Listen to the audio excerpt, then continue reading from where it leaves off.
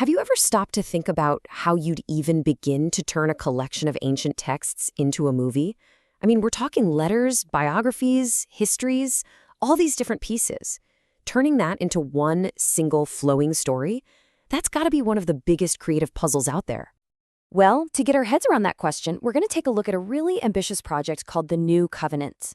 What they're trying to do is adapt the New Testament. And you've got to remember, the New Testament isn't just one book. It's really more like a library, a whole collection of different writings, each with its own unique style, its own audience, its own reason for being. So let's talk about the source material. It's this wild mix of things, right? You've got 4 different biographies of Jesus, a history book about the explosive start of the early church, a whole bunch of really personal letters, and then this final, absolutely staggering vision of how it all ends. It's quite the collection. And you can see the breakdown right here. I mean, think about it. You've got the 4 Gospels, 4 biographies telling the same story, but from different perspectives. Then, bam, you've got Acts, which is pure history. Then 21 personal letters, the epistles. And to top it all off, the wild apocalyptic vision of Revelation.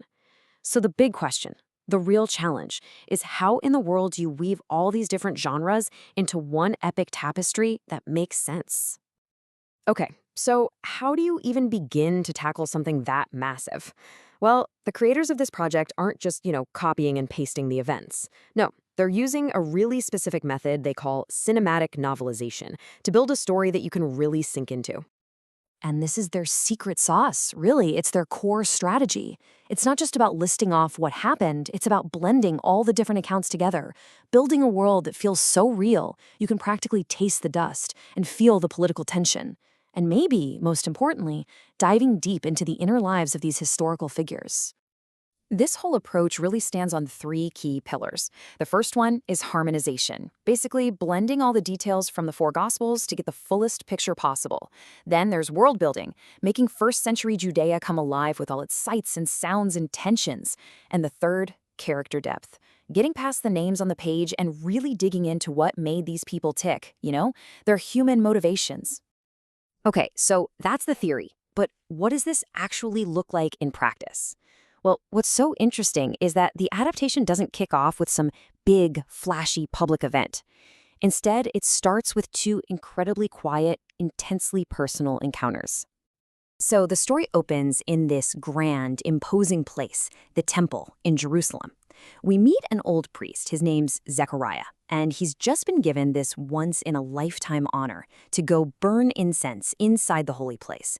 And it's right there, in that sacred silence, that his entire world gets turned upside down. And this is where the storytelling choices just pop. It's all about this deliberate contrast. On one hand, you've got Zechariah, an old, respected priest right at the center of religious power. He hears a promise from an angel, and he doubts it. And for that, he's struck mute. Then, fast forward 6 months, and you meet Mary, a young, totally unknown woman from a tiny nowhere town. And she accepts an even more impossible promise. You see, when Zechariah asks, "How can I be sure?" you get the sense it's coming from a place of deep-seated doubt, maybe a lifetime of waiting. But Mary's question, it's totally different. How will this be? It's not a demand for proof. It's a practical question. It's genuine. She's not questioning if it will happen. She's asking how it will happen. Big difference. And her response? "I am the Lord's servant." Man, this is framed as one of the most courageous moments in the whole story. Think about it. It's a complete surrender of her life, her reputation, her entire future, all based on this one single promise.